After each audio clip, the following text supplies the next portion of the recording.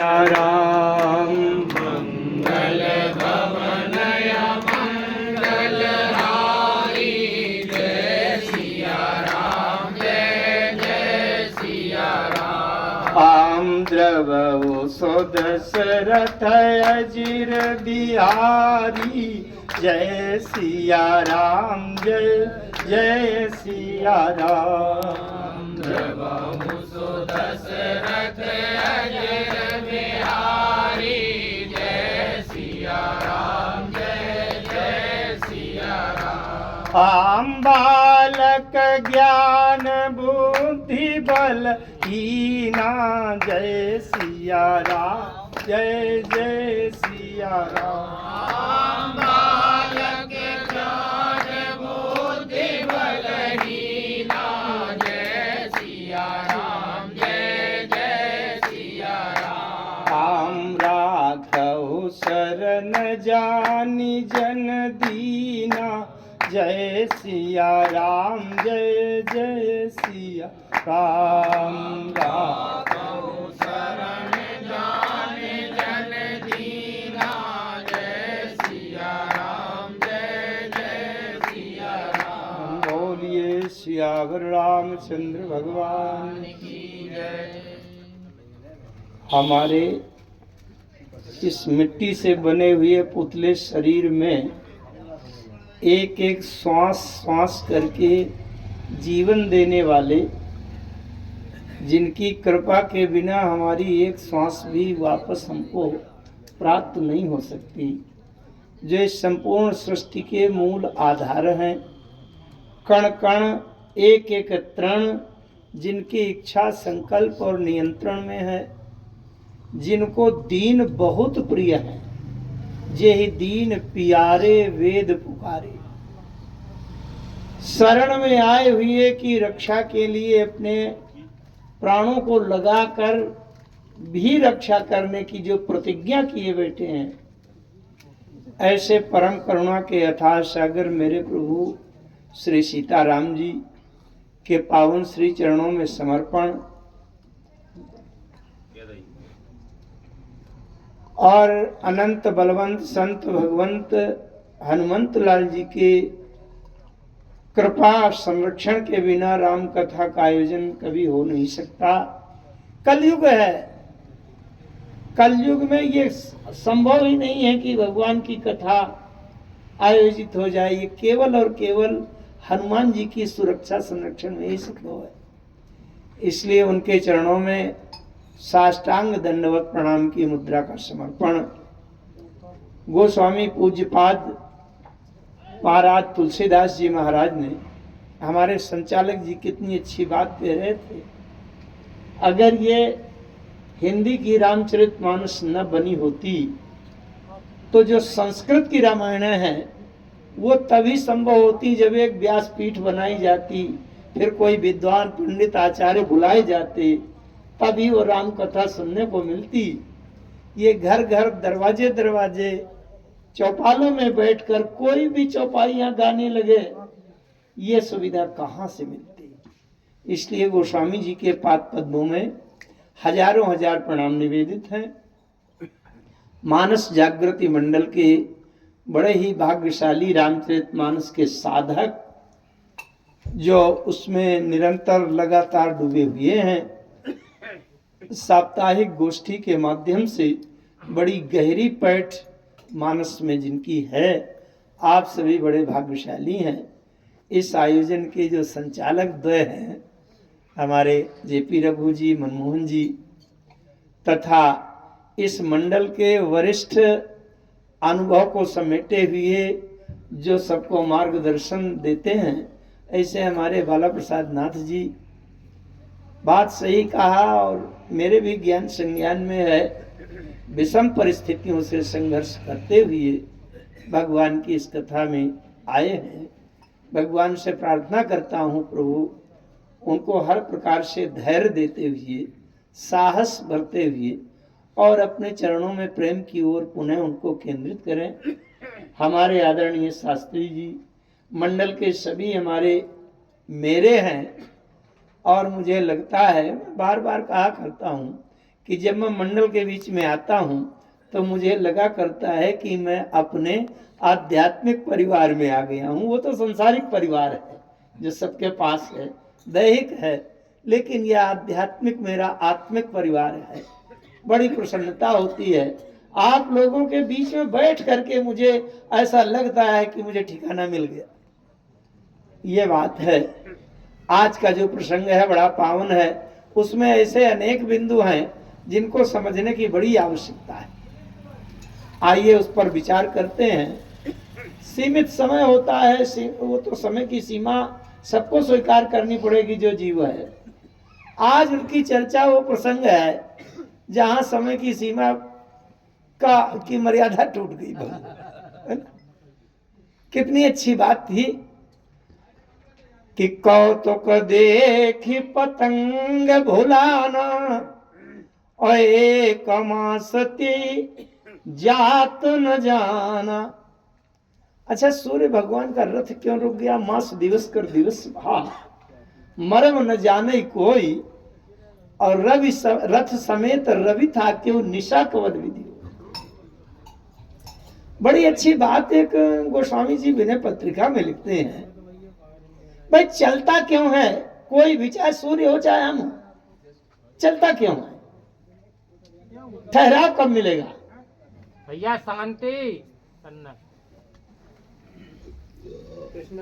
नदी में उद्गम स्थान से जब जल बहना शुरू होता है तब तक बहता रहता है जब तक वो महासागर में विलीन नहीं।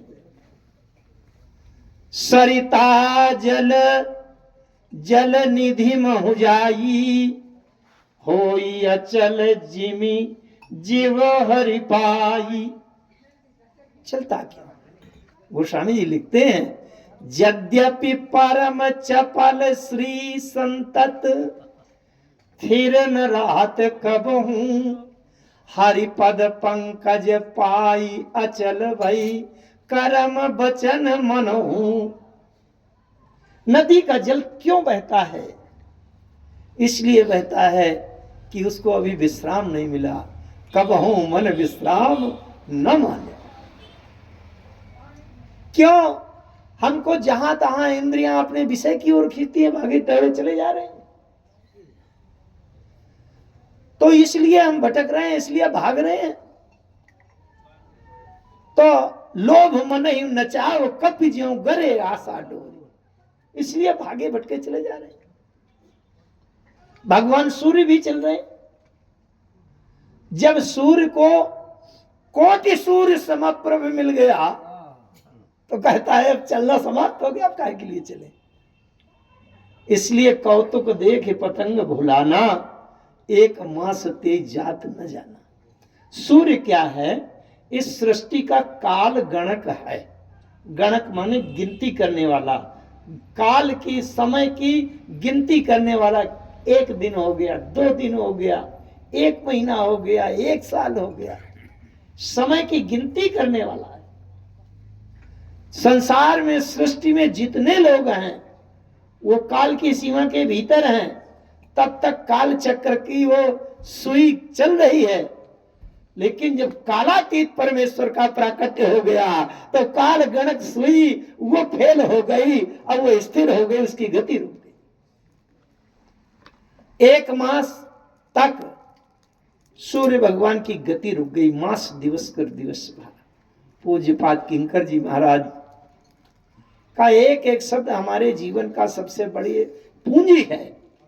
वो यही कहते हैं कि अगर केवल एक दिन सूर्य रहते, उसी दिन भगवान प्रकट होते, तो भाई ये कह दिया जाता कि इस तिथि को ही भगवान का प्राकट्य होता है, अवतार होता है। और दूसरी तिथि में जरूरत पड़ गई तो भाई अगर नवमी के दिन राम जी का प्राकट्य जन्म हुआ, अवतार हुआ, और शायद हमको सप्तमी के दिन जरूरत पड़ जाए कि अब राम जी की आवश्यकता है तुरंत अभी, और शायद आ गई चतुर्दशी आ गई, अब फिर अगली नवमी आएगी बहुत दिन तक, और हमें आवश्यकता पड़ गई कि राम जी आज मिल जाए, फिर क्या होगा? नवमी आते आते तब तक तो यहाँ धरती उलट जाएगी, प्रलय हो जाएगा। तो भाई जब 1 महीने तक सूर्य भगवान स्थिर बने रहे और सारी तिथियां उसके भीतर समा गई, तो इसका मतलब चाहे वह कृष्ण पक्ष हो और चाहे शुक्ल पक्ष हो, चाहे द्वितीया हो, सप्तमी हो, त्रयोदशी हो, पूर्णिमा हो, अमावस्या हो, वो 1 महीने के अंदर सारी तिथियां आ गई। इसका मतलब यह सिद्ध किया जा रहा है कि राम जी प्रत्येक तिथि को प्रकट होते हैं और हो सकते हैं। जिस दिन हमारे हृदय की व्याकुलता, छटपटाहट, बेहवलता बढ़ जाए, उसी दिन राम जी प्रकट हो जाए। वो किसी तिथि और काल समय से बंधे हुए नहीं। इसलिए सूर्य की गति भी रुक गई और सूर्य वंश में भगवान का जो प्राकट्य हुआ है उससे सूर्य भगवान भी धन्य हो गए। मन मुस्काई भानुकुल भानु, राम जी को सूर्य वंश का सूर्य कहा गया है। ये तो केवल सूर्य हैं और राम जी सूर्य के भी सूर्य हैं। वो करोड़ों करोड़ों सूर्य से भी ज्यादा प्रकाश के स्रोत हैं, जगत प्रकाश से। और प्रकाशक रामू मायाधीश ज्ञान को, बहुत सी बातें हैं। नामकरण करे अवसर जानी, भूप बोल पठे मुनि ज्ञानी। करी पूजा भूपति असभाखा, धरिय नाम जो मुनि गुण राखा। महाराज दशरथ ने गुरु जी के चरणों की पूजा किया, हाथ जोड़कर खड़े हो गए। गुरु जी, जो आपने सोच रखा हो इनके नाम रख दीजिए। नाम? गुरु जी ने कहा नाम? अरे ये अनाम है। एक अनीय अरूप अनामा, इनका नाम होता ही नहीं है। अरे होता ही नहीं है। दशरथ जी ने बड़ा अच्छा तर्क प्रस्तुत किया। बोले गुरु जी, जब तक ये अरूप होते हैं तब तक अनाम होते हैं, और जब अरूप का रूप बन गया है तो अनाम का नाम भी हो सकता है कि नहीं। एक अनीय अरूप अनामा, तो जब तक अरूप थे तब तक अनामा थे। अब जब अरूप से रूप हो गया तो अब अनाम के नाम भी हो सकते हैं कि नहीं। अरे बात तो बहुत सही है। गुरु जी ने कहा राजन फिर दूसरी समस्या, एक तो इनके नाम होते नहीं है, और होते हैं तो फिर फुटकर 1 2 4 नामों से काम नहीं चलता, थोके थोके होते हैं। विष्णु सहस्त्र नाम, गोपाल सहस्त्र नाम, शिव सहस्त्र नाम, है ना, हजारों होते हैं। तो इनके नाम अनेक अनूपा। एक तो पहले नाम होते नहीं है, अब अगर होते हैं तो फिर एक नहीं होता, अनेक होते हैं। दशरथ जी ने कहा ये तो समस्या हो जाएगी। अच्छा, किसी व्यक्ति के 2 4 10 नाम, 10 12 नाम हो। अच्छा, अक्सर हम लोग देखते हैं कि किसी भी व्यक्ति के 2 2 नाम तो अक्सर होते हैं, किसी के 3 भी हो जाते हैं। घर में कुछ कहते हैं, स्कूल में कुछ कहते हैं, और बाहर गांव में कुछ लोग कुछ कहते हैं। तो 2 4 नाम हो सकते हैं, लेकिन अगर किसी के 3 4 4 6 नाम हो और वो कत्ल करिया हो तो किसके नाम का FIR करेंगे? समस्या हो जाएगी कि नहीं। कहते हैं नाम चाहे किसी के 10 15 हो, पर एक नाम रजिस्टर्ड पक्का होता है जो आधार कार्ड से लिंक होता है।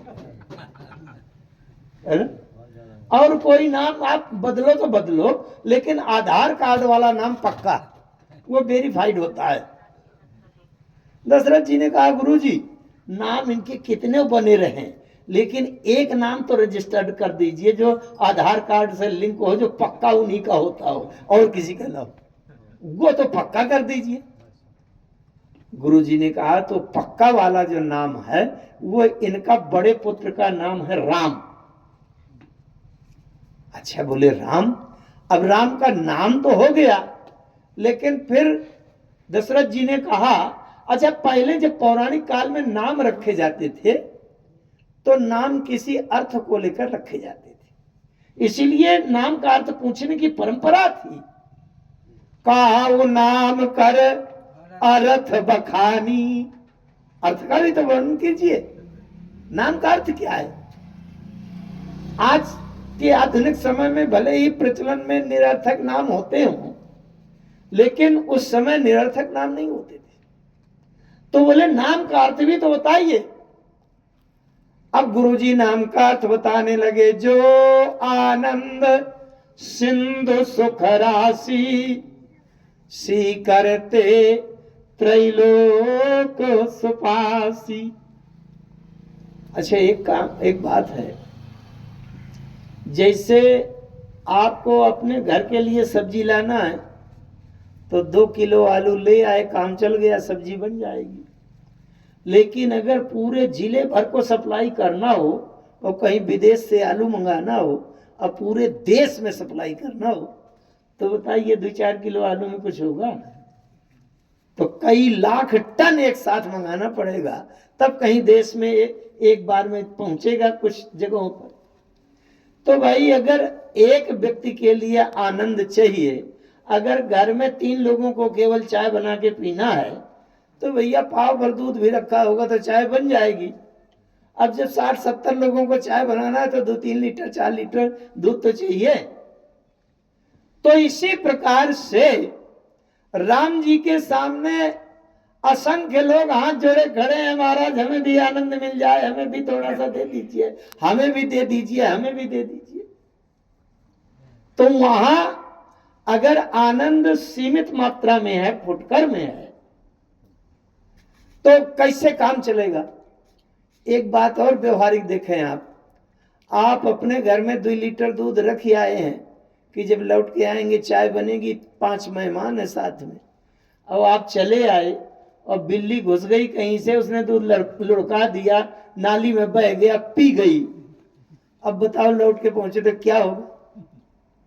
अच्छा, राम जी के पास अगर 1000-2000 लीटर आनंद होता और टैंकर भर के खड़ा कर देते रोड में, और जो लोग बुराई मानते थे वो टैंकर का कैपे भी पीछे से खोली आते, रात में पूरा आनंद नाली में बह जाता। राम जी सवेरे देखते कह देते पूरा टैंकर खाली हो गया, है ना। अगर 25-50 हजार लीटर आनंद होता, न जाने कितने युगों से आनंद की भीख लेने वालों की लाइन लगी है, और एक एक बूंद भी आनंद टपकाते राम जी, और हम लोग जब तक लाइन में लगे होते तो उधर से सूचना आ जाती, भैया राम जी के पास आनंद का स्टॉक खत्म है।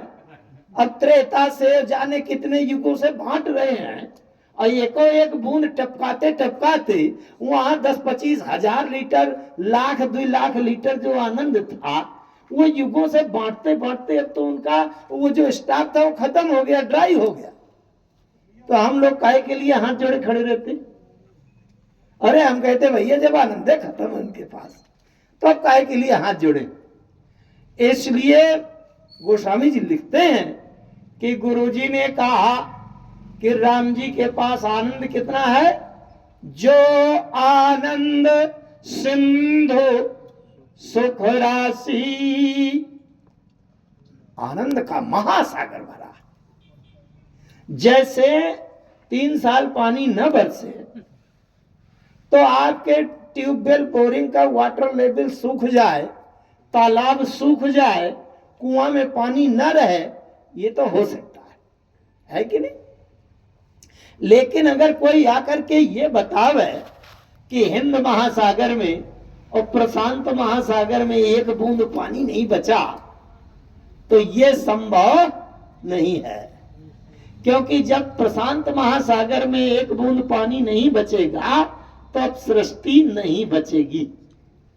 इसका मतलब जिसके पास 2-4 बूंद आनंद हो, 1 गिलास आनंद हो, वो तो हो सकता है सूख जाए, लेकिन जो आनंद सिंधु सुख राशि, सी करते त्रैलोक सुपासी, आनंद का महासागर है। सुख राशि, राशि माने ढेर।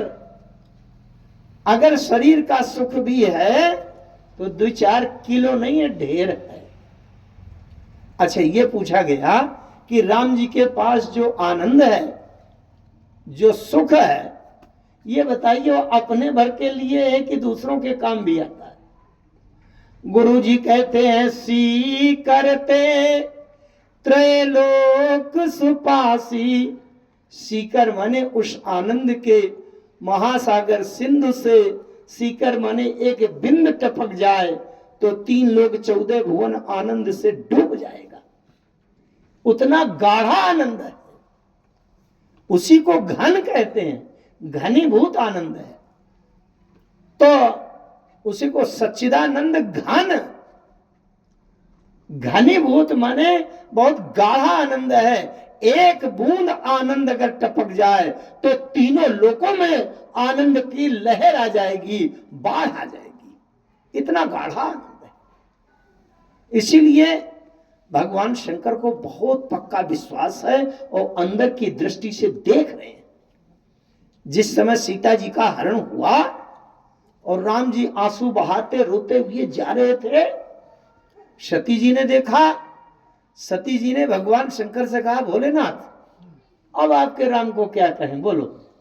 दीन राम, दुखी राम, पागल राम, क्योंकि आंसू बहा रहे हैं, रो रहे हैं, पेड़ पौधों से पूछ रहे हैं। अब बताओ, पूछत चले लता तरु पाती, इसका मतलब इनकी बुद्धि भी नहीं है, होश हवास नहीं, पागल है। आंसू बहा रहे हैं, नाक और लार टपक कर सब एक हो गई है, तो इसका मतलब सुखी तो है ही नहीं है, दीन दुखी है।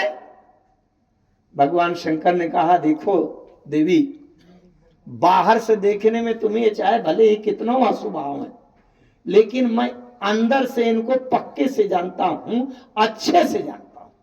क्या? बोले बाहर के आंसू मैं नहीं देखता, मैं तो अंदर का महासागर देख रहा हूं और ये पक्के से जानता हूं, जहां महासागर भरा हुआ है वहां कोई कमी नहीं आ सकती। सती जी ने कहा, तो रोते हुए राम को आप क्या कहेंगे? दीन राम, दुखी राम, पागल राम। भगवान शंकर ने कहा, जय सच्चिदानंद जग पावन, अस कही चलो मनोज न सावन। ये भले ही आंसू बहावे, लेकिन ये सत्य है, चेतन है, आनंद है, इसमें आनंद का महासागर भरा है। क्योंकि जो आनंद सिंधु सुख राशि सीकरते सो सुख धाम राम नामा, अखिल लोकदायक विश्राम। नामकरण हो रहा है। नामकरण में श्री भरत जी का नाम, विश्व भरण पोषण कर जोई, ताकर नाम भरत यस होई। जो संपूर्ण विश्व का भरण पोषण कर सकता है। अच्छा, भरण पोषण क्या है? कभी विचार किया इन शब्दों पर? भरण क्या है, पोषण क्या है? भरण है ये शरीर जीवन चलाने के लिए कुछ यहां से अंदर भरने की आवश्यकता होती है। दाल, सब्जी, रबड़ी, मलाई, हलवा, काजू, बादाम, जो कुछ भर देते हैं। शरीर जीवन चलाने के लिए जो मुंह से अंदर भर दिया जाए वो भरण। जो शरीर के रख रखाव, सुरक्षा, शान, सम्मान, ऐसा आराम के लिए ऊपर से इसमें किया जाए वो पोषण। चाहे वस्त्र हो, चाहे आभूषण हो, बंगला हो, कार हो, जो कुछ भी हो, पोषण। ये विश्व भरण पोषण कर जोई, ताकर नाम भरत यस होई। उनका नाम है भरत। भरत जी संपूर्ण विश्व का भरण पोषण करने में पूर्ण सक्षम समर्थ है। तीसरा नाम आया, जाके सुमिरन तेरे पुनासा, नाम शत्रुघ्न वेद प्रकाशा। एक बात ध्यान से समझेंगे, रामचरितमानस में शत्रुघ्न जी के लिए स्पष्टीकरण नहीं आया कि शत्रुघ्न जी की मां कौन है। पूरी रामचरितमानस में कहीं ये नहीं उल्लेख आया कि शत्रुघ्न जी किसके पुत्र हैं माताओं में, कहीं भी नहीं आया। अगर एक जगह दो जगह सौमित्र आ गया या लखन लघु भाई आ गया तो 4 जगह भरत सहानुज कीन प्रणाम आ गया, भरत लघु भाई आ गया। ये स्पष्टीकरण उल्लेख नहीं, क्यों नहीं है? ये विषय तो खैर बहुत लंबा हो जाएगा, आज के सभा में पूरा नहीं होगा। मैं केवल एक शब्द को विशेष हाईलाइट करने के लिए बात कर रहा हूं। शत्रुघ्न जी क्या है? अच्छा, शत्रुघ्न जी का जब विवाह हुआ, एक बात और ध्यान से समझेंगे, उधर जब विवाह हुआ तो जो 4 कन्याएं आई उनमें श्रुति कीर्ति के माता पिता का उल्लेख नहीं है। आप देख लीजिए, पढ़ लीजिए। उर्मिला जी के लिए तो स्पष्ट हो गया, जानकी लघु भगिनी सकल सुंदर शिरोमणि जानकी।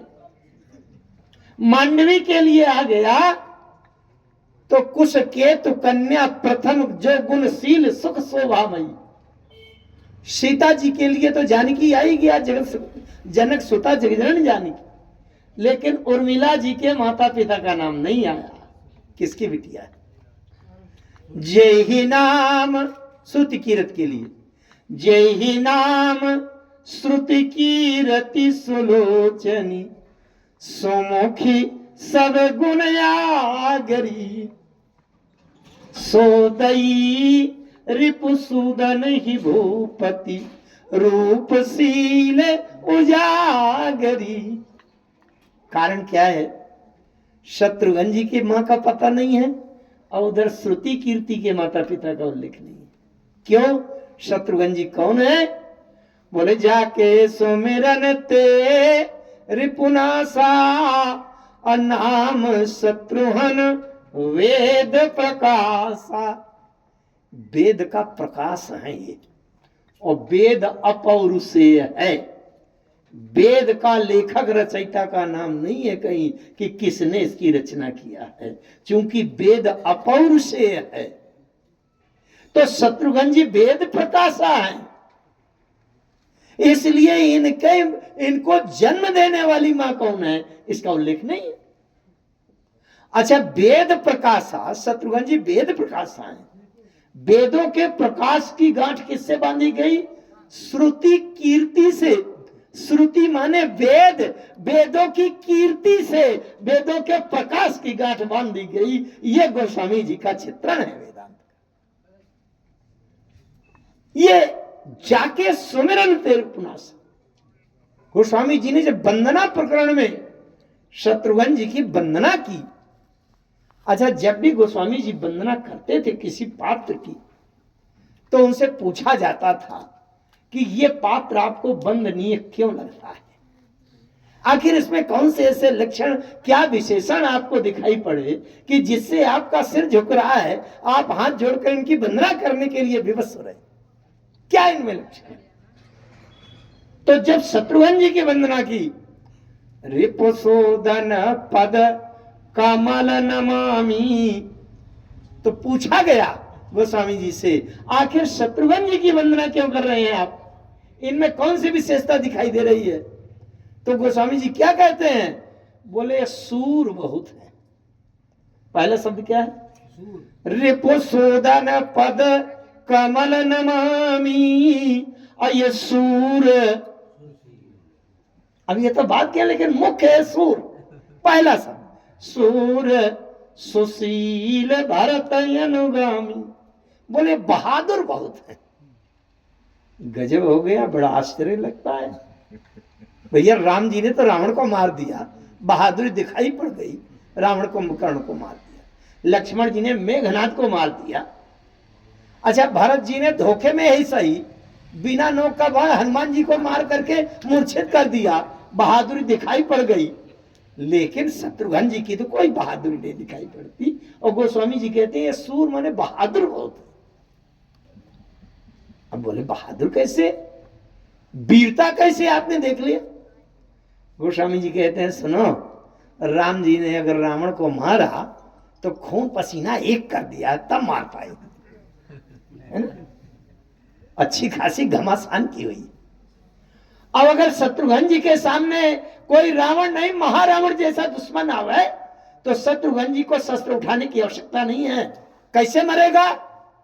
बोले जाके सुमिरन तेरे पुनासा। अब बोलो, अब इनकी वीरता के सामने कोई तुलना में आ सकता है क्या? शत्रुघ्न जी का तो केवल नाम ही लो, जाके सुमिरन तेरे पुनासा।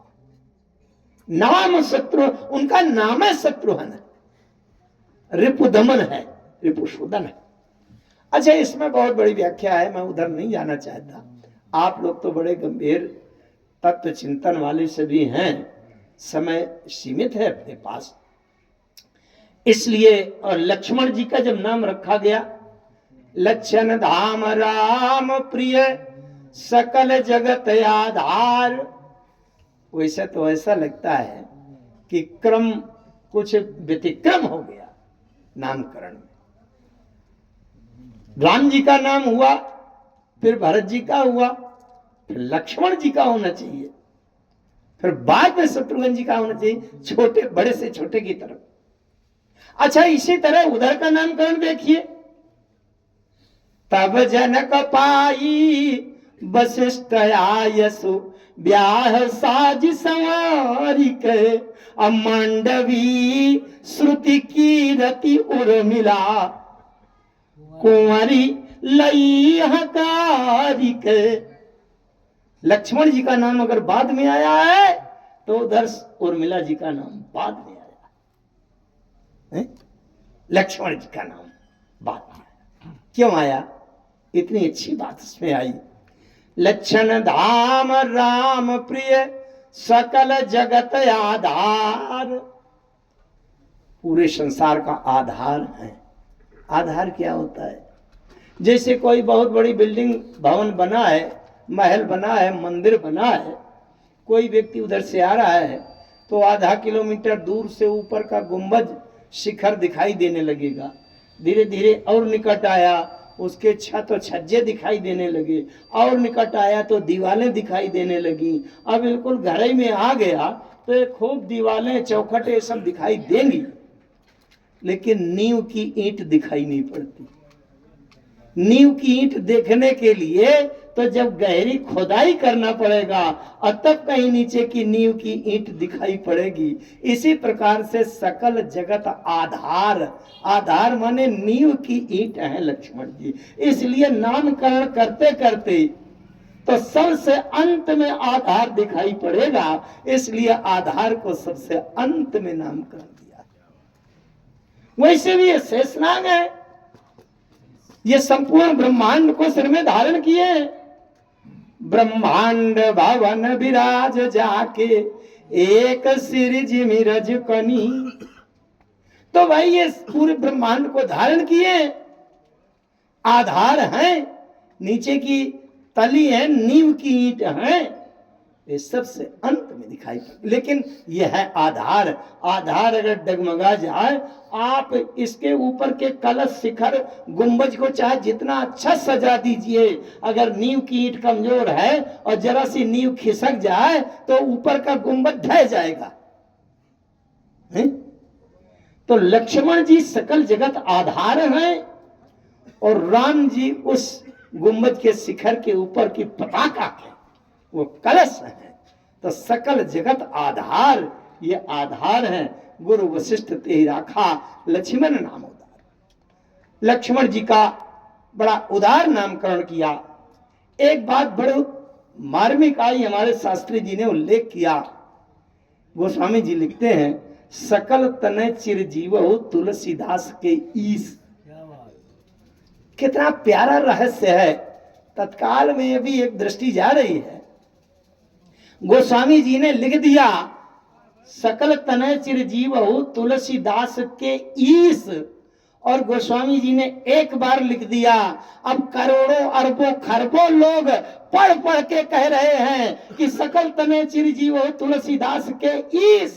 गोस्वामी तुलसीदास जी कह रहे हैं राम जी से, सरकार जब अरबों खरबों लोग अपने मुंह से कहेंगे कि आप तुलसीदास के ईस हो, तो बहुमत को आपको स्वीकार करना पड़ेगा और आप तुलसीदास के ईस हो ये आपको मानना पड़ेगा, नहीं पूरे धरती के मनुष्यों को मैं अपने मत में बहुमत में खड़ा कर दूंगा और सबके मुंह से कहलवा दूंगा करोड़ों असंख्यों बार कि तुलसीदास के ईस हो। ये गोस्वामी जी का कितना प्यारा भाव है। सकल तरह और फिर मन संतोषे सबन के, संतोष से क्यों?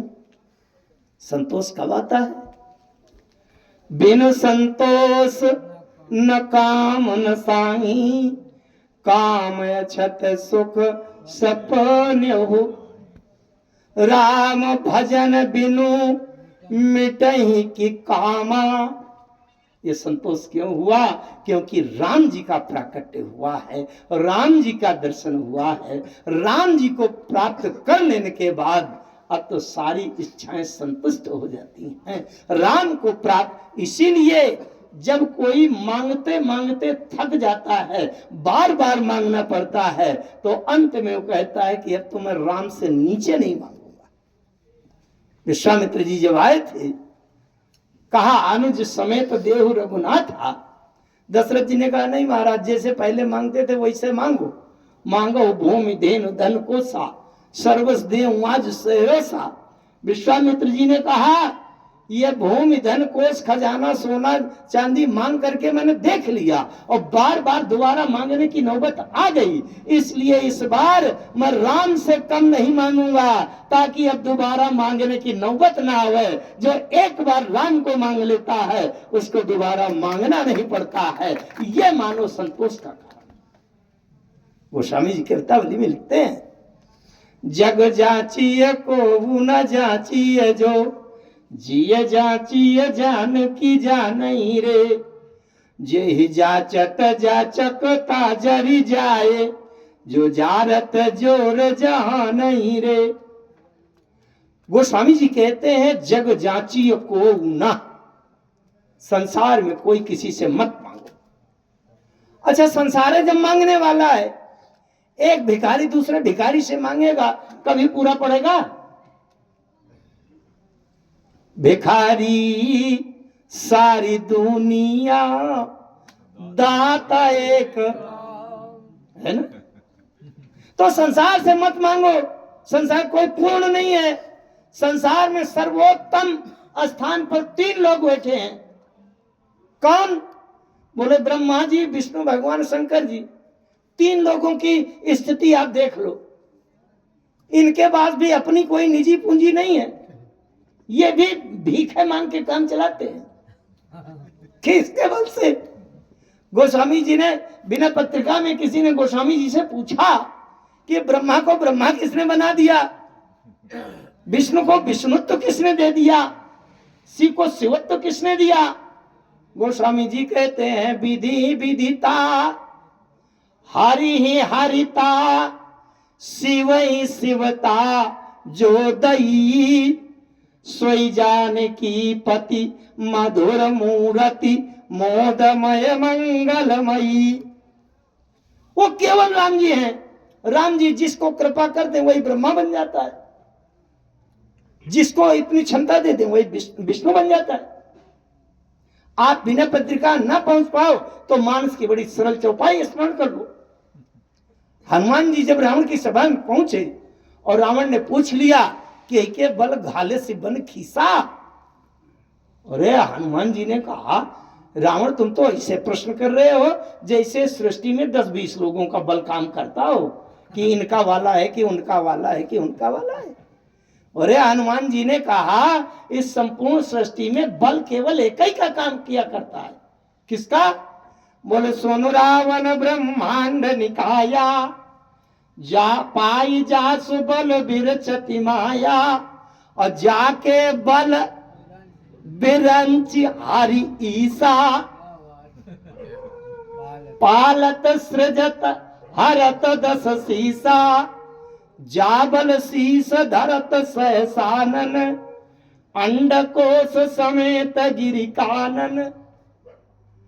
तो ये बताते बताते हनुमान जी ने तो रावण से भी कह दिया, तुमने इतना पूरे 3 लोगों को जीत लिया, तो क्या तुमने कभी ये विचार नहीं किया जानने का कि मैंने किसके बल से जीत लिया? जाके बल लवलेश ते जीते हूं चराचर झारी तासु दूत मैं। अरे रावण ने कहा इसका नाम तो पता तो बताओ, किसके बल से हो रहा है? बोले जा करी हरिया नेहू प्रिय नारी, जिसकी पत्नी को चुरा लाया है तू, उसी के बल से सब हो रहा है। मैं केवल ब्रह्मा विष्णु महेश की बात करने आया था। ये ब्रह्मा विष्णु महेश किसके बल से काम करते हैं?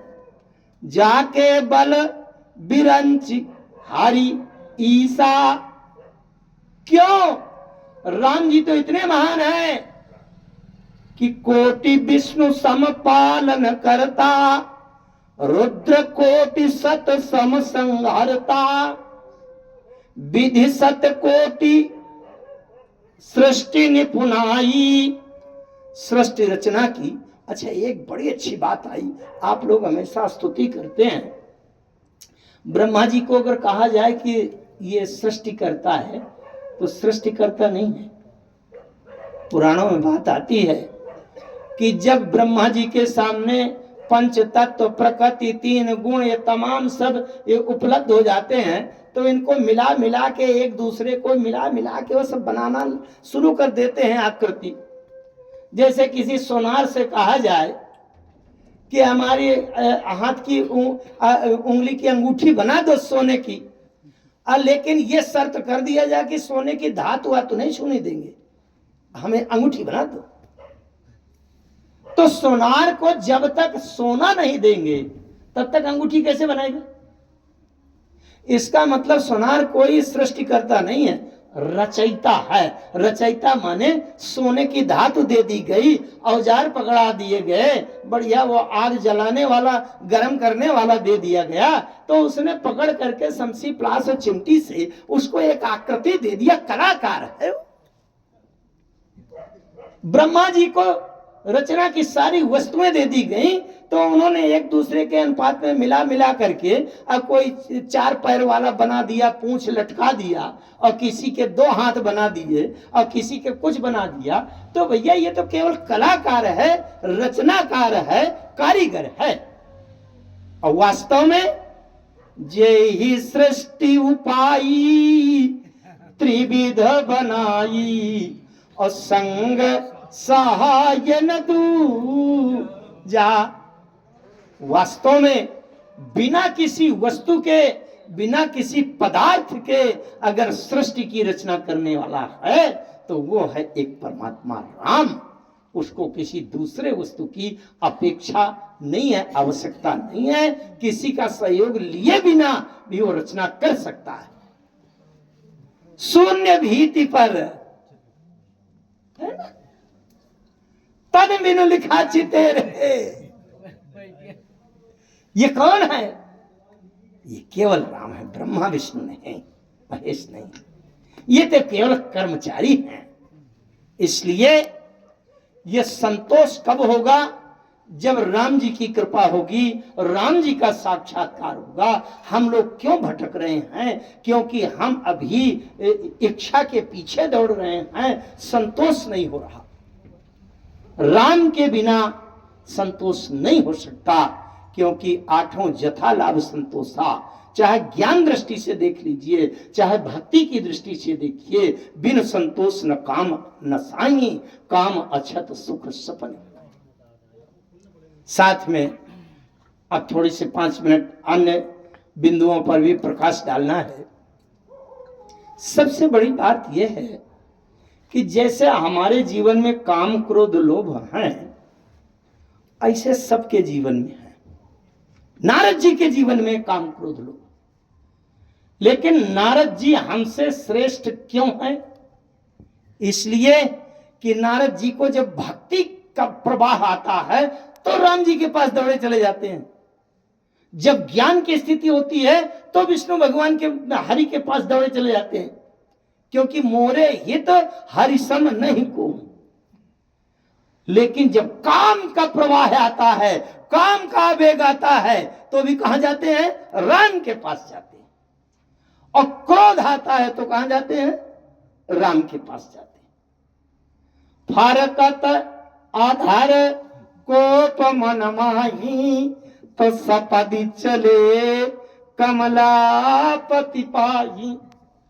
इसका मतलब ज्ञान आवे तो राम के पास जाना है, भक्ति आवे तो राम के पास जाना है, और काम आवे हे जप तप कछु न होए तेहि काला, और हे विधि मिले कवन विधि बाला, तो कहां गए? राम के पास। काम आया तो राम के पास, और अगर क्रोध आया तो जब राम के अलावा कोई है ही नहीं है तो क्रोध उड़ेलूंगा तो कहां? राम के पास। नाथ जी, बात यह है, हमारे जीवन में सुख आवे तो राम के पास हम जाएं, लेकिन अगर दुख आवे तो भी राम को छोड़कर और संसार में कोई नहीं है जिसके सामने अपने हम हृदय की पीड़ा रख सकें। तो राम के अलावा इस जीव का ठिकाना नहीं है। राम के पास आवे और राम को जानने, मानने, समझने के लिए मैं कहता हूं, आज के युग में आपके ये मंडल जैसा वातावरण और कहीं नहीं मिलेगा राम को जानने, मानने और समझने के लिए। मैं सत्य कह रहा हूं, बनावटी नहीं। देश भर के तमाम 15 प्रदेशों में जाता हूं, लेकिन वास्तव में आपके मंडल में जो राम जी की जैसी कृपा है वैसा मैंने कहीं और देखा नहीं। इसलिए सुख हो, दुख हो, पीड़ा हो, हम विचलित हो, व्याकुल हो, परेशान हो, अच्छा हो, बुरा हो, तो राम के दर और ठिकाने के अलावा अतिरिक्त और कहीं नहीं है। राम कथा हमारे जीवन का सबसे बड़ा आधार है। राम कथा के बिना राम को जानना, राम को समझना और किसी अन्य साधन से संभव नहीं है। यह राम कथा क्या है? सीधे राम है। राम जी के 4 अवयव हैं, रामचरितमानस में कहा गया है। राम कथा के अतिरिक्त तो कोई साधन नहीं है। राम जी के 4 अवयव हैं और चारों का शास्त्रों में प्रमाण आया है। नाम, रूप, लीला और धाम। राम जी का नाम अगर मिल जाए वो भी राम जी हैं, राम जी का रूप मिल जाए वो भी राम जी हैं, राम जी की लीला अगर मिल जाए वो भी राम जी हैं, और राम जी का धाम अगर मिल जाए वो भी राम जी। अब इसमें पूछा गया कि भाई कम ज्यादा कौन है?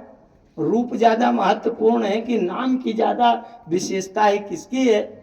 तो गोस्वामी जी ने कहा कि भाई मैं लक्षण बताए देता हूं और लक्षण से समझ लेना कौन कम है कौन ज्यादा है। तो बोले मंगल भवनय मंगलहारी, उमा सहित जेहि जपत पुरारी। तो शंकर जी किसका जप करते हैं? तुम पुनि राम राम दिन राती, सादर जपहु अनंगय राती। राम राम राम राम का जप करते हैं। इसका मतलब ये नाम की परिभाषा है, नाम की महिमा है कि मंगल भवन अमंगलहारी। मंगल माने शुभ, कल्याण का भंडार है, और अहित अमंगल को दूर करने वाला है। ये नाम के लक्षण है। अच्छा, फिर पूछा गया तो रूप, लीला, धाम के क्या लक्षण हैं? तो बोले मंगल भवनय मंगल हारी, अद्रवउ दशरथ आजिर बिहारी। दशरथ से रूप, दशरथ के पुत्र को ही तो रूप मिला है ना, राम को, राम का रूप। तो दशरथ से रूप, आजिर माने आंगन, आंगन से है धाम, और बिहारी माने विचरण करने से है कथा, है लीला, वही कथा, वही चरित्र। इसका मतलब जो विशेषता नाम में के लक्षण में है, मंगल भावना मंगलहारी, ठीक ज्यों के त्यों अक्षरशः बिंदुवत वही के वही रूप लीला और धाम में भी हैं मंगल भवन अमंगलहारी। अगर हमको कथा यथार्थ रूप में मिलती है तो आप ये मान लीजिए कि राम जी ही मिल रहे हैं। मैं सदैव उस दृष्टि से देखता हूं, आप लोग अगर ध्यान देते हो, राम नाम भगवान की जय और रामचरितमानस भगवान की जय। मेरे जीवन में इनका प्रत्यक्ष पूर्ण अनुभव साक्षात्कार है कि रामचरितमानस कोई पुस्तक नहीं है, यह साक्षात राम जी है। मेरे जीवन में इसका केवल भावुकता वाली बात नहीं है, प्रत्यक्ष इसका परिणाम प्रमाण मिला है, लक्षण मिला है और उसका लाभ मिला है। बहुत से लोग ऐसे होते हैं, कभी कोई दोहा चौपाई बताई तो तुरंत रामायण उठाते हैं, उसका पेज मोड़ने के लिए ऐसे करते हैं, मैं तुरंत रोक देता हूं, नहीं नहीं पेज मत मोड़ो, उसमें टिक मत लगाओ।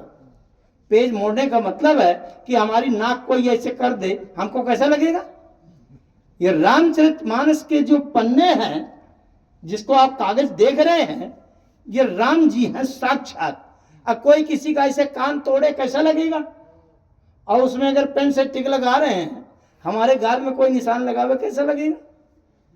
मैं यही हमेशा कहता हूं कि अगर आप पुस्तक देखकर इससे खेल करते रहेंगे, आपको वो लाभ नहीं मिलेगा। अगर जीवन का सच्चा लाभ लेना हो, इसको राम जी मान करके इसको देखो।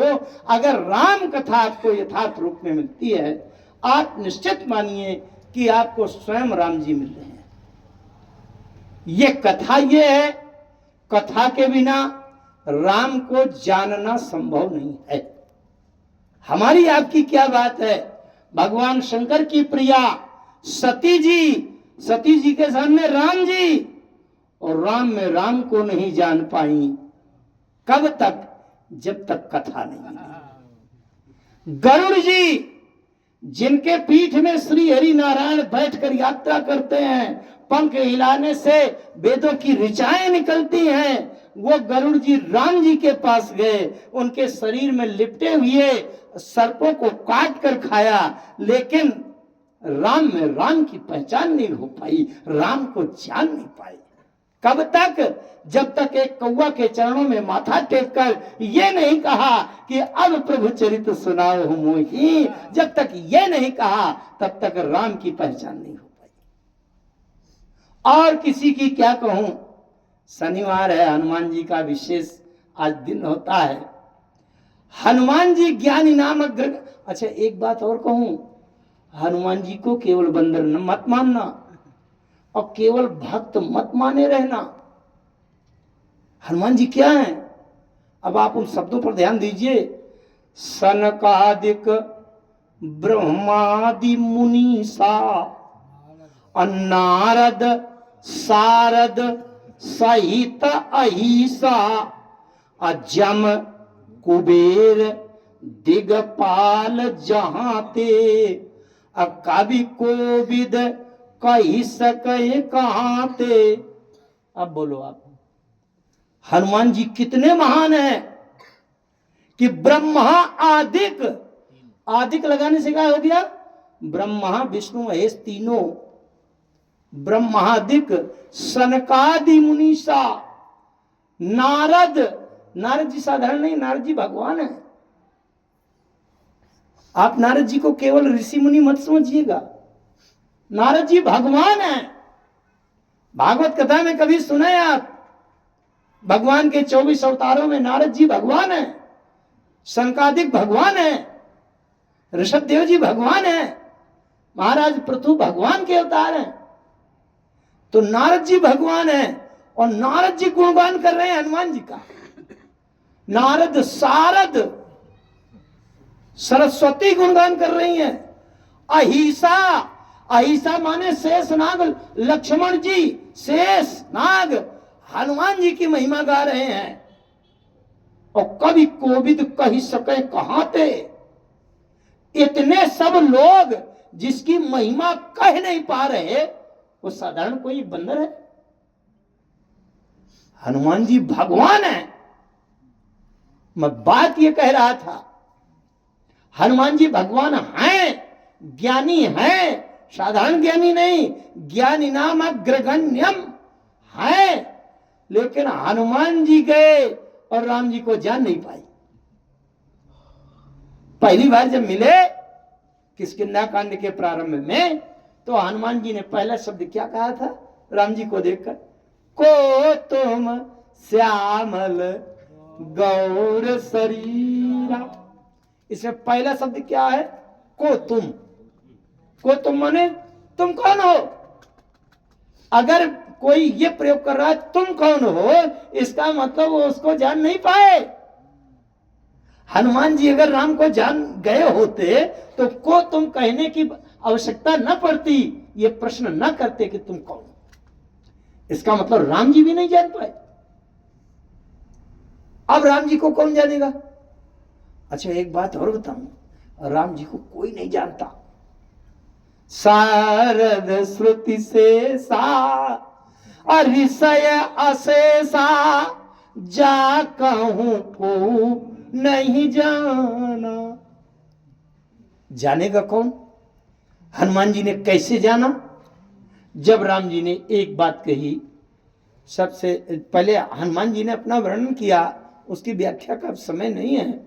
जग कारण तारण भव भंजन धरणी भार, कि तुम अखिल भुवनपति लीन मनुज अवतार, ये कह दिया। लेकिन यहां से हनुमान जी की वाणी रुक गई। राम जी ने कहा कौशलेश दशरथ के जाए, हम पे तो बचन मानी बने आए। और नाम राम लक्ष्मण दो भाई, संग नारी सुकुमार सुहाई, यहाँ हरि निस्तर वैदेही विप्र प्रेम खोजत देही। और राम जी ने क्या कहा? आपन चरित कहा हम गाई। आपन माने आपन, जैसे चश्मा मेरा है और दो चार चश्मे रखे हों, तो जब ये चश्मा कोई उठाएगा मैं कहूंगा ये चश्मा मेरा है, मेरा कहूंगा। और आपके हाथ लग जाए और आपसे कोई पूछे चश्मा किसका है, तो आप हमारा नाम लेकर कहेंगे बांदा वाले तिवारी जी का है, कहेंगे कि नहीं? तो भाई अगर मैं कह रहा हूं तो मैं कहूंगा मेरा है, और दूसरा कोई कहेगा तो मेरा नाम लेकर के कहेगा उनका है। तो चूंकि राम जी कह रहे हैं कि आपन चरित कहा हम गाई, और हमसे पूछा जाए कि किसका चरित गा करके सुनाया राम जी ने, तो हम क्या कहेंगे? रामचरित कहा हम गाई, रामचरित गाकर सुनाया। राम जी कह रहे हैं आपन चरित कहा हम गाई। बात समझ रहे हैं? राम जी कह रहे हैं आपन चरित कहा हम गाई, मैंने अपना चरित सुना दिया। और हमसे कोई पूछे कि हनुमान जी को वहां पर किसका चरित सुनाया गया, तो हम तो यही कहेंगे कि राम का चरित सुनाया गया। तभी राम जी कह रहे हैं कि आपन चरित कहा हम गाई। इसका मतलब हनुमान जी को वहां रामचरित सुनाया गया, मतलब रामचरित मानस सुनाया गया। और जब हनुमान जी को रामचरित मानस सुनाया गया तो हनुमान जी क्या करते हैं कि प्रभु पहचानी पर गई चरना। इसका मतलब राम को अगर जानना हो, राम को पहचानना हो, तो रामचरित मानस सुनो, रामचरित सुनो, राम की कथा सुनो। जो न जानने वाले को भी राम की पहचान और राम की जानने की दृष्टि जिसको प्राप्त हो जाती है, राम को कोई भी तब तक नहीं जान सकता, चाहे सती जी हों, चाहे गरुड़ महाज्ञानी गुण राशि गरुड़ हों, और चाहे भगवान हनुमान जी हों, ये राम को नहीं जान सकते। कब तक? जब तक ये राम कथा नहीं सुनेंगे। चाहे सती जी हों, चाहे गरुड़ जी हों, ये इनको राम कथा जब सुनाई गई तब इन्होंने कहा कि राम स्वरूप जानी मोहि परहु, तुम कृपालु सब संशय हरहु। एक बात बस कह करके वाणी को विराम दे रहा हूं, और बड़ी महत्वपूर्ण बात याद आ रही। राम कथा जो होती है वो राम जी से भी महान है। बड़े ध्यान से सुनना। राम को जिसने देखा वो संशयग्रस्त हो गया। राम को जिसने भी देखा उसको मोह हो गया, संशयग्रस्त हो गया, भ्रम में पड़ गया, तर्क में पड़ गया। सती जी ने राम को देखा, मोहग्रस्त हो गई। गरुड़ जी ने राम को देखा, मोह में पड़ गए। हनुमान जी ने राम को देखा, प्रश्न में पड़ गए। ध्यान से सुनिए। अच्छा 10 मिनट। अच्छा, कोई बात नहीं। तो ये बात थोड़ा ध्यान से समझिएगा।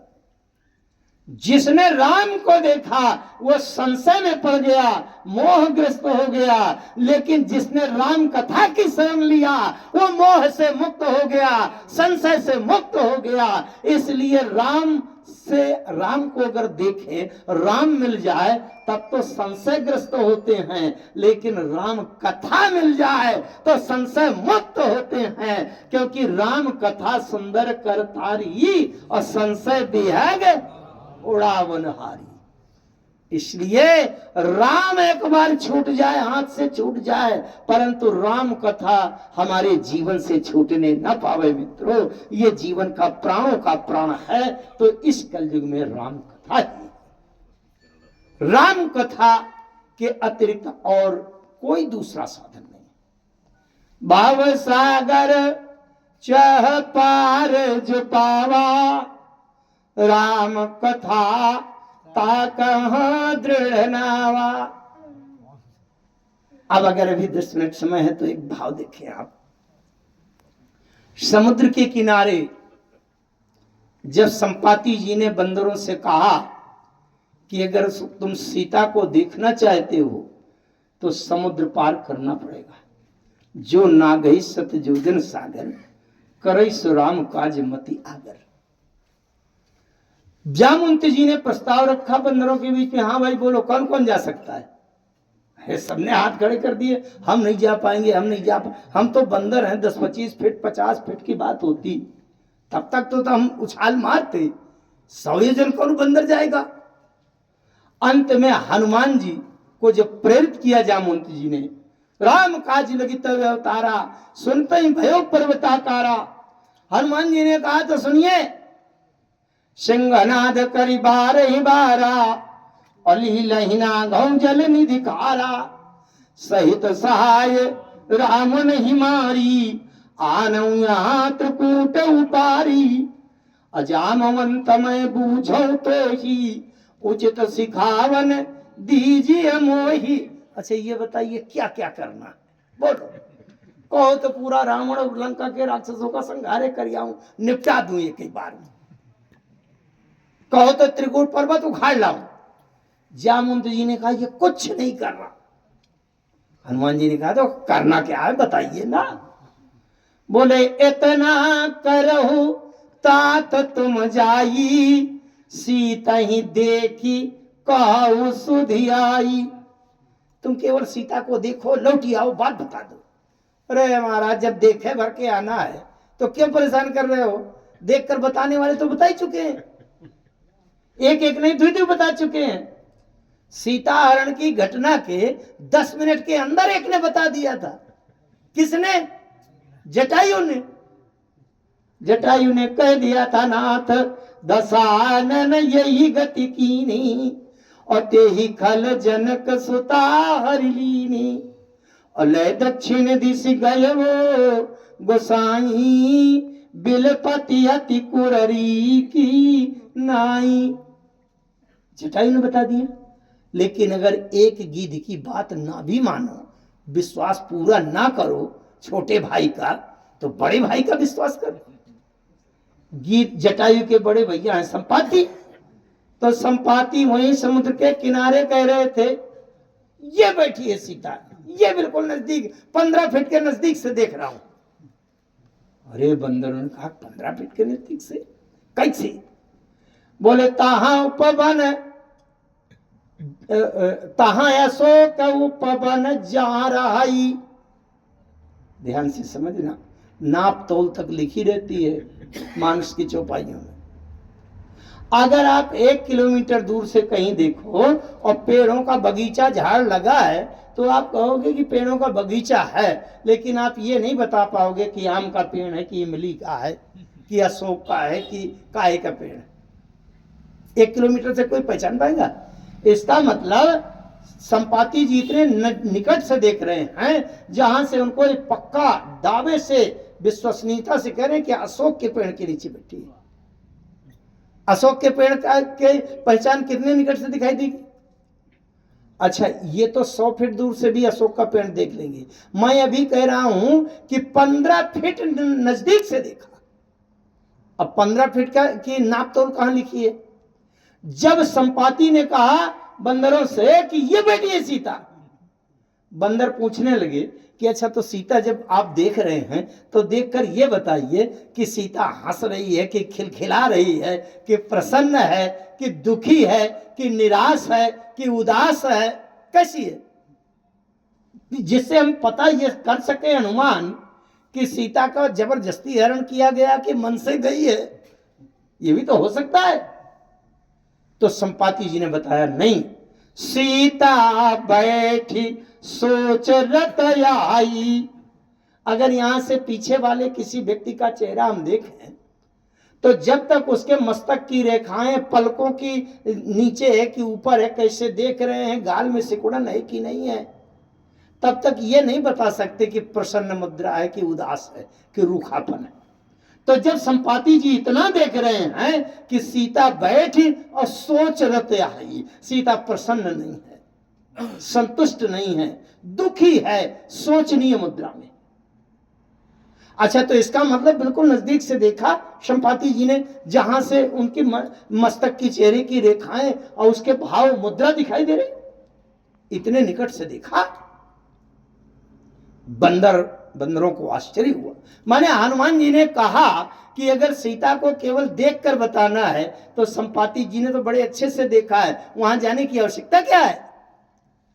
जामवंत जी ने एक बात कही, बात ये कही कि इतना करहु तात तुम जाई, सीत ही देखी कहु सुधि आई, तब प्रभु भुज बल राजीव नयना, कौतुक लागी संग कपिसेना, कपिसेन संग संहारिणी सिचर, राम सीतैया निहाय। जब ये कहा जामवंत जी ने कि कपिसेन संग, साथ में बंदरों की सेना लेंगे और राम जी युद्ध करके राक्षसों को मारेंगे, फिर राम जी सीता को लाएंगे। अरे हनुमान जी ने कहा, जो मैं चुटकी बजाते हुए जो काम तुरंत करने के लिए तैयार हूं, इतना लंबा चक्कर मार करके वही काम करना है तो क्या क्या लाभ है? अभी मार डालूंगा। जामवंत जी ने कहा नहीं, यही खेल आवश्यक है। क्यों? जब तक राम जी इतना लंबा खेल नहीं करेंगे तो कथा कैसे बनेगी? कथा बनाना है ना।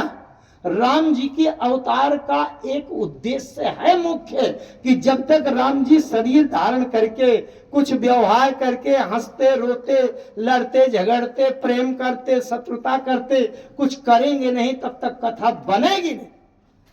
कथा बनाने के लिए भगवान का अवतार हुआ। कथा काहे के लिए? बोले त्रैलोक पावन सुजस सुर मुनि, नारदादि बखानी है। नारद जी जैसे बड़े बड़े कथावाचक देवरी के मानस जागृति मंडल में आएंगे और बड़ी अच्छी कथा सुनाएंगे। हनुमान जी ने कहा, कथा काहे के लिए सुनाएंगे? ये कथावाचक क्यों आएंगे? दक्षिणा के लिए? अरे बोले नहीं, दक्षिणा तो सांसारिक मैल है। काहे के लिए? जो सुनत गावत कहत समुझत, परम पद नर पावई।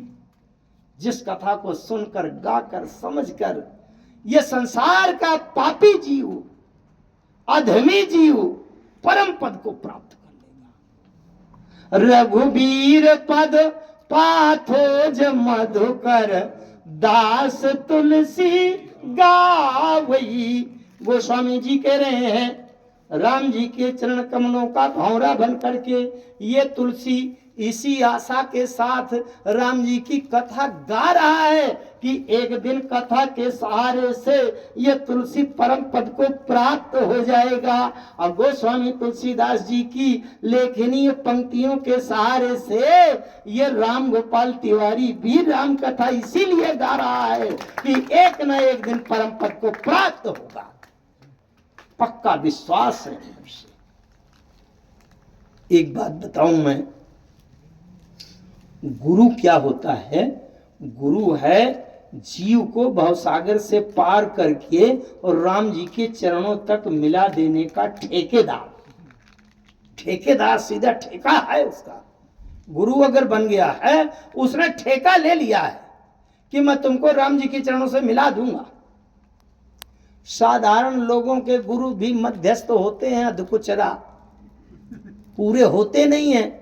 लेकिन तीनों लोगों का एक सबसे बड़ा गुरु है, उनसे बड़ा गुरु कोई होता ही नहीं। वो कौन गुरु? तो त्रिभुवन गुरु वेद बखाना। तीनों लोगों के सबसे बड़े गुरु कौन? शंकर जी। और शंकर जी का चेला उसी राम से दुश्मनी कर बैठा है जिस राम के चरणों में मिला देने का ठेका लेता है गुरु। अब शंकर जी के आगे समस्या है कि नहीं?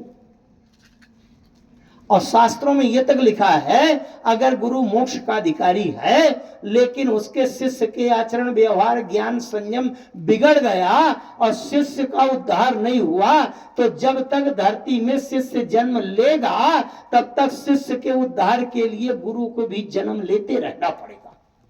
इतनी बड़ी जिम्मेदारी। अच्छा, गुरु को चिंता होनी चाहिए कि नहीं? छोटा मोटा गुरु तो कहने का, शंकर जी गुरु और चेला रावण। और जिस राम के चरणों में मिला देने की जिम्मेदारी होती है गुरु की, उसी राम से दुश्मनी कर बैठा है चेला। और चेला इतना जबरदस्त और थोड़ा मूडी किस्म का है कि गुरु जी घबराते हैं कि कहीं ज्ञान सिखाने जाऊं, उसका मूड खराब ना हो जाए तो गड़बड़े हो जाए।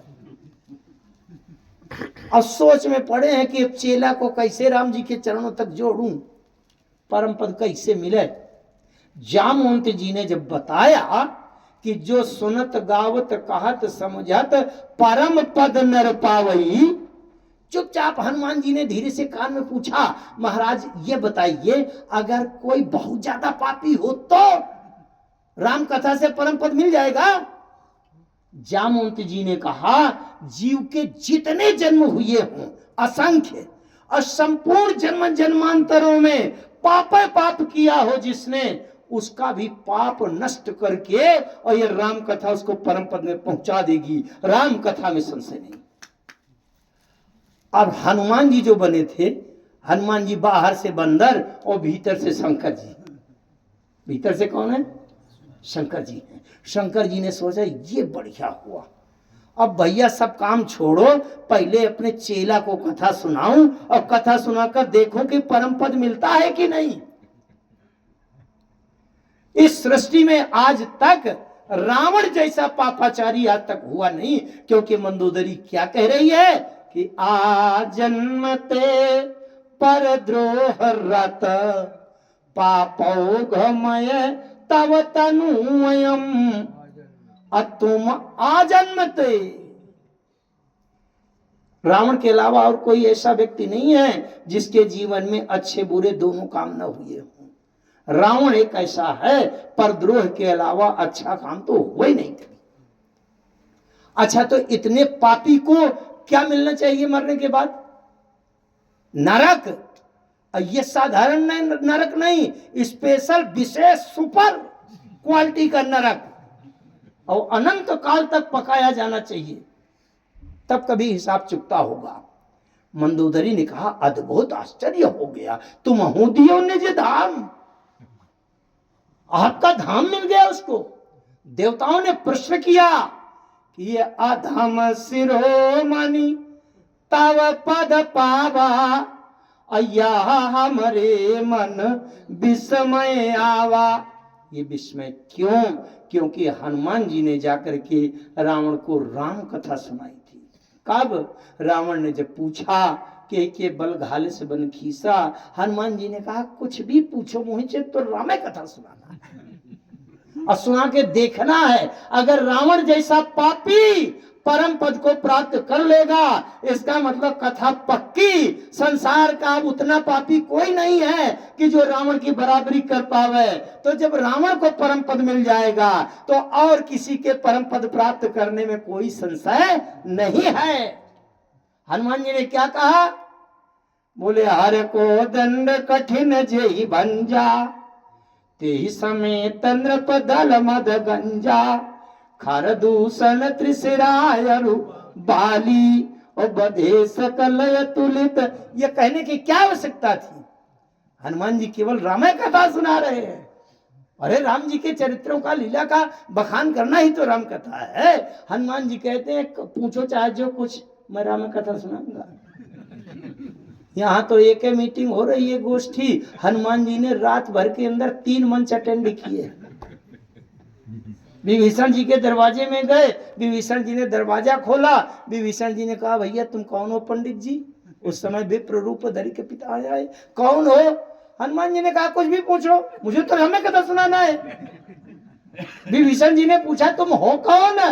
तो हनुमान जी क्या सुनाते हैं? तब हनुमंत कही सब राम कथा। अब बोलो आप, परिचय पूछ रहे हो, सब राम कथा सुना रहे हैं। अशोक वाटिका में अशोक वृक्ष पर बैठे और सीता जी को देखा कि रो रही है, कहीं तारागण मांग रही है तो कहीं आगी मांग रही है। हनुमान जी ने कहा कुछ भी हो, मुझे तो राम कथा सुनाना है। रामचंद्र गुण बर नहीं लागा, असुनत ही सीता कर दुख भागा। अभी बहुत से बिंदु हैं इसमें, लेकिन केवल ये समझना है कि रावण जैसा पापी, अन्यायी, अत्याचारी, पापग्नि आजन्मते पर द्रोह रत, हनुमान जी ने एक प्रयोग किया। अब रावण से ज्यादा पापी, अपराधी, दुष्ट, दुराचारी कोई नहीं होगा। और रावण को अच्छा, रावण ने कभी कोई अच्छा काम किया क्या? जीवन में ढूंढो आप, नहीं मिलेगा। केवल एक ही हुआ कि हनुमान जी ने राम कथा सुना दी रावण को, और हनुमान जी ने कहा अब ये राम कथा सुना करके मैं प्रैक्टिकल, प्रत्यक्ष प्रयोग करके देखना चाहता हूं कि इसको परम पद मिलता है कि नहीं। और रावण का जब विनाश हुआ, प्राण निकला, तो तासु तेज समान प्रभु आनन, हर से देखे शंभु चतुरानन। देवताओं ने प्रश्न कर दिया, अधम शिरोमणि तव पद पावा, यह हमारे मन विस्मय आया आवा, इसमें रहस्य क्या है? बोले रहस्य केवल राम कथा है। हनुमान जी ने जिसको राम कथा सुनाई, वो राम कथा सुनने वाले को परम पद मिल गया।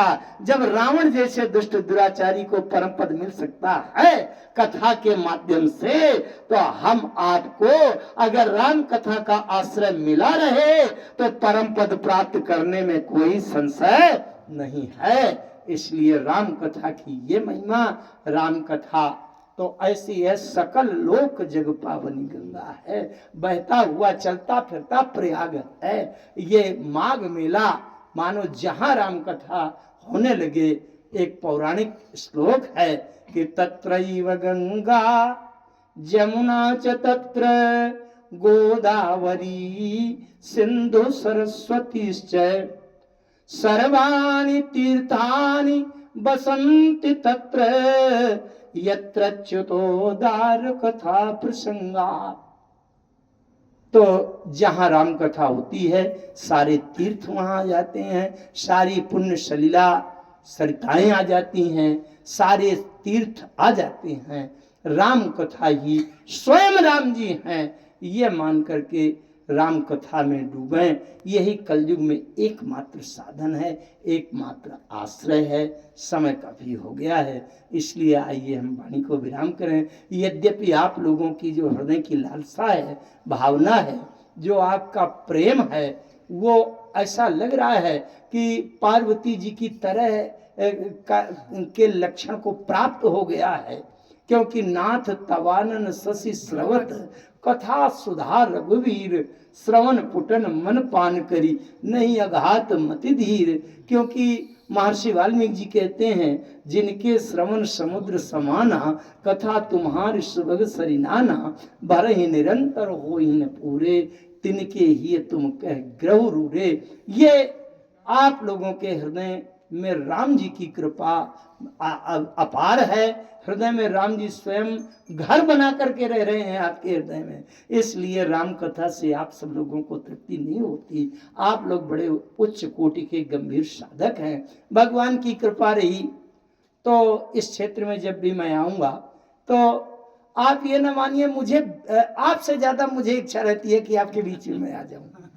और भगवान की कृपा से फरवरी के महीने में ये नर्मदा जी के उस तट पर तुमड़ा एक जगह है, तुमड़ा में 9 दिन की कथा होनी है, और वो भी संगीतमय कथा होनी है। मेरी संगीत की टीम भी साथ में आएगी।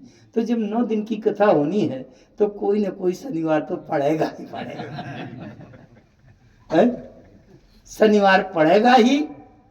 और आप लोग तो बाद में कहेंगे, मैं अभी से कह देता हूं कि मैं अपनी तरफ से कह करके आऊँगा आपके बीच में। जो शनिवार पड़ेगा उन तिथियों के बीच में जो भी शनिवार पड़ेगा तो मैं आप लोगों के बीच में पुनः फरवरी के महीने में आऊँगा। फिर राम जी की जैसी जो कृपा होगी सो प्रभु ऐसा करेंगे। आइए 2 बार भगवान की शरणागति में समर्पण करें। वाणी को बुलाएं। हरि शरणम हरि शरणम हरि शरणम हरि शरणम हरि शरणम हरि शरणम हरि शरणम हरि शरणम हरि शरणम हरि शरणम हरि शरणम हरि शरणम